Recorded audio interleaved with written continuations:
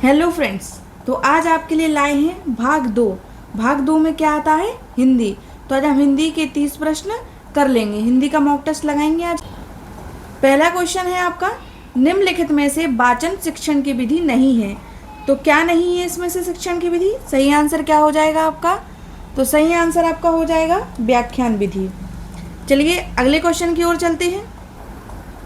निम्नलिखित में से अभिवृत्त्यात्मक उद्देश्य है साहित्य का रसायन करना, स्वानुभूत विचारों को भावों को अभिव्यक्त करना, धैर्यपूर्वक सुनना, भाषा और साहित्य में रुचि लेना। तो आपका सही आंसर क्या हो जाएगा? सही आंसर हो जाएगा आपका भाषा और साहित्य में रुचि लेना। अगला प्रश्न है, हिंदी साहित्य के इतिहास के संबंध में modern vernacular literature of Hindustan किसने लिखा?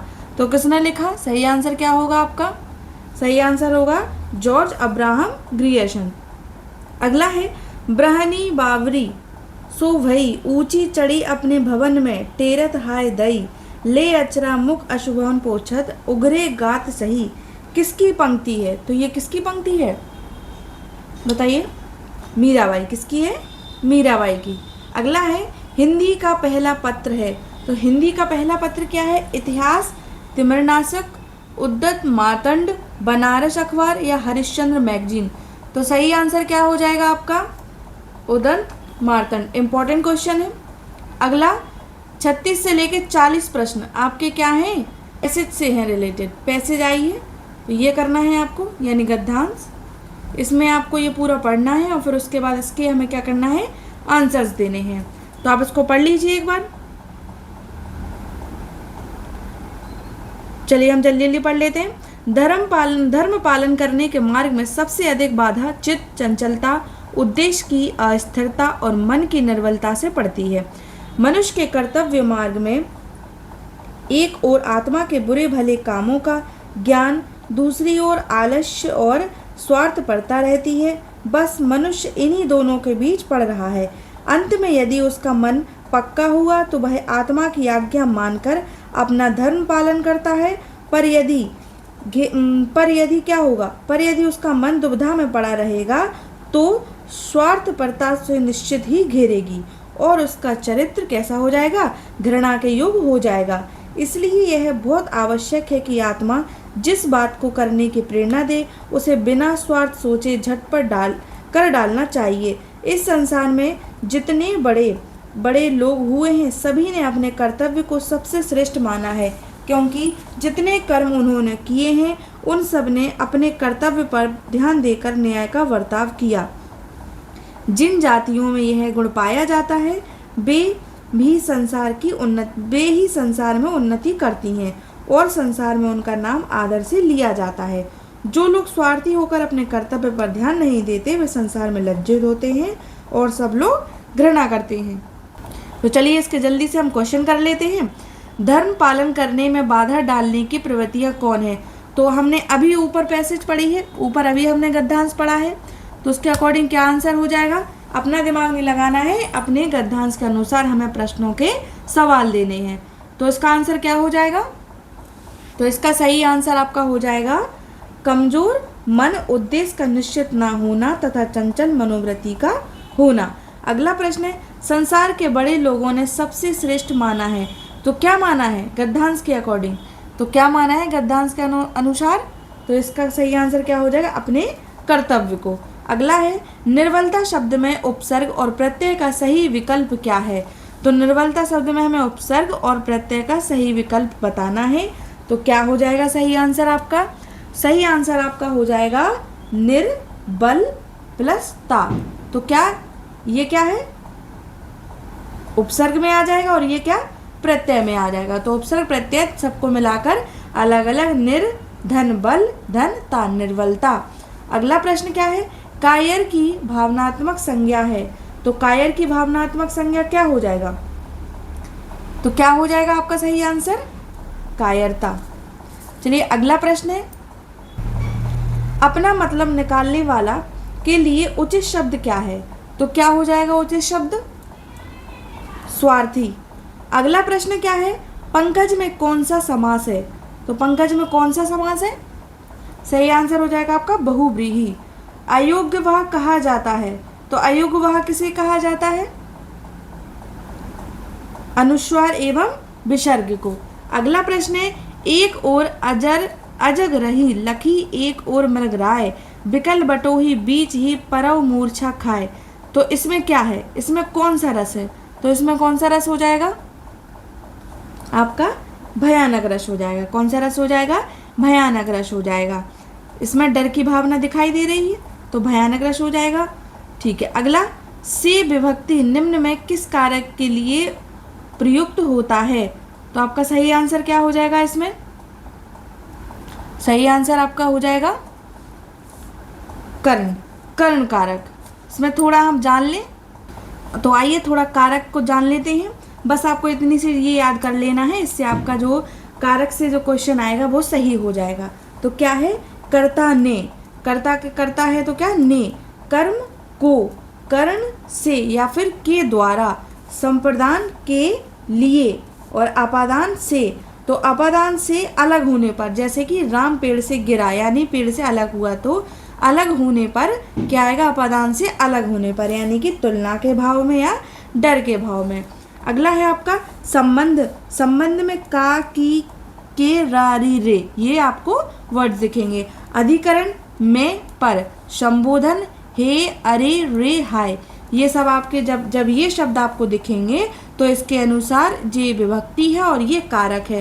तो इस कारक के अनुसार ये विभक्ति हो जाएगी और इस विभक्ति के अनुसार ये कारक हो जाएगा। तो आपको इतना इतना ये याद कर लेना है। कर्ता ने कर्म को कर्ण से के द्वारा, संप्रदान के लिए अपादान से अलग होने पर, संबंध का, की, रे, रा, री, अधिकरण में, पर, और संबोधन हे, अरे, रे, हाय।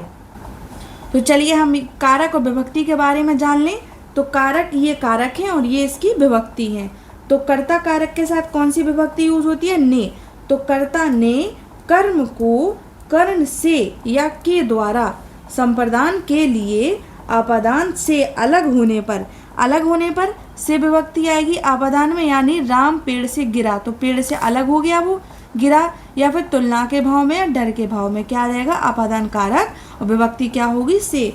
और संबंध का, की, रा, री, रे, और अधिकरण में, पर, और संबोधन हे, अरे, रे, हाय, ये सब कुछ आपको याद कर लेना है, कारक और विभक्ति। इससे ही आपका प्रश्न का उत्तर आप अपने पेपर में कर ले जाएंगे। अगले प्रश्न को देख लेते हैं। तो अगला प्रश्न है, उसने नहाकर भोजन किया। इस वाक्य में नहाकर निम्नांकित में से किस क्रिया का उदाहरण है? तो किस क्रिया का उदाहरण है? इसमें आपका सही आंसर क्या हो जाएगा? बताइए जल्दी। तो सही आंसर क्या हो जाएगा आपका? इसका सही आंसर हो जाएगा आपका पूर्वकालिक क्रिया। चलिए आगे देख लेते हैं। कौन सा वाक्य शुद्ध है? तो इनमें से कौन सा वाक्य शुद्ध है? परशुराम ने क्रोधिग्नि क्षत्रियों को जला दिया, पढ़ने से गलत लग रहा। तो अब ये चारों पढ़ लीजिए, उसका सही आंसर बताइए। तो सही आंसर क्या हो जाएगा?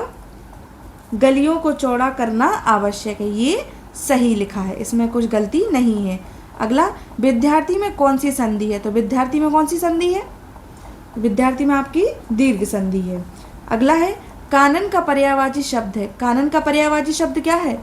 तो कानन का पर्यायवाची शब्द है वन। वन किसका पर्यायवाची है? कानन का। वाक्य विग्रह का अर्थ है। वन के और पर्यायवाची आप मुझे लिखकर बताएं कमेंट बॉक्स में। अगला है, वाक्य विग्रह का अर्थ है। तो क्या अर्थ है वाक्य विग्रह का? सही आंसर आपका हो जाएगा वाक्य खंडों को अलग करके उनका संबंध बताना। अगला है, बिनु पग चले सुने विनु कानु काना, कर विनु कर्म करे विधि नाना। इन पंक्तियों में प्रयुक्त अलंकार है। तो कौन सा अलंकार है इसमें? सही आंसर क्या हो जाएगा आपका? विभावना अलंकार। अगला है, सूफी संतों की शैली है। तो सूफी संतों की क्या है शैली? सूफी संतों की शैली है मशनवी। आगे, गुड़िया भीतर गुड़िया के रचनाकार कौन है? तो कौन है इसके रचनाकार? इसके सही आंसर क्या हो जाएगा? मैत्रेय पुष्पा। गुड़िया के भीतर गुड़िया किसने लिखी? मैत्रेय पुष्पा ने। 100 अजान एक सुजान के रचनाकार कौन? तो कौन है? बालकृष्ण भट्ट। अगला प्रश्न क्या है आपका? अगला देख लेते हैं। गोस्वामी तुलसीदास का निधन वाराणसी के किस घाट पर हुआ था? तो किस घाट पर हुआ था गोस्वामी तुलसीदास का निधन? सही आंसर क्या हो जाएगा? सही आंसर आपका हो जाएगा 80 घाट। 80 घाट पर गोस्वामी तुलसीदास का निधन हुआ था। भक्तमाल के रचनाकार कौन है? रचनाकार से सवाल बहुत आता है तो याद करना है, ठीक है। तो भक्तमाल के रचनाकार कौन है? तो भक्तमाल के रचनाकार हैं आपके नाभादास भक्तमाल के रचनाकार हैं। अगला है सुई का तत्सम रूप क्या है? सुई का तत्सम रूप क्या है? सही आंसर है आपका निर्शीमन। नहीं, ये गलत हो गया, 56 कर रहे थे हम। सुई का तत्सम रूप क्या है? तो सुई का आपका सही आंसर क्या हो जाएगा? सूची। सूची इसका सही आंसर है। अगला है दूसर शब्द का पर्याय है, ये रह गया अपना है परिसीमन का विलोम। तो परिसीमन का विलोम क्या हो जाएगा? असीमन। परिसीमन का विलोम असीमन, इसका असीमन सही आंसर लगा लीजिएगा। अगला है दूसर शब्द का पर्याय है।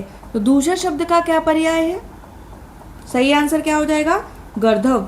अगला भूतों अर्थात जीवों द्वारा होने वाला दुख किसके के लिए एक शब्द बताइए। तो इसका एक शब्द क्या हो जाएगा? अधिभौतिक। इसका अधिभौतिक, इसका एक शब्द में हम इसके बारे में इसके लिए कह लेंगे। वीडियो अच्छी लगे तो वीडियो को लाइक कर देना और सब्सक्राइब कर लेना। आगे आपका लास्ट प्रश्न है आपका आज की यूनिट का, ऊंट की चोरी निहुरे निहुरे का अर्थ है। तो सही आंसर क्या हो जाएगा आपका? सही आंसर आपका हो जाएगा बड़े काम छिपकर नहीं किए जा सकते। ठीक है, तो आज के वीडियो को हम यहीं ख़त्म करते हैं। मिलते हैं अगले नेक्स्ट वीडियो में। वीडियो पसंद आए तो वीडियो को लाइक करना, चैनल को सब्सक्राइब करना और अपने फ्रेंड्स को भी शेयर करना।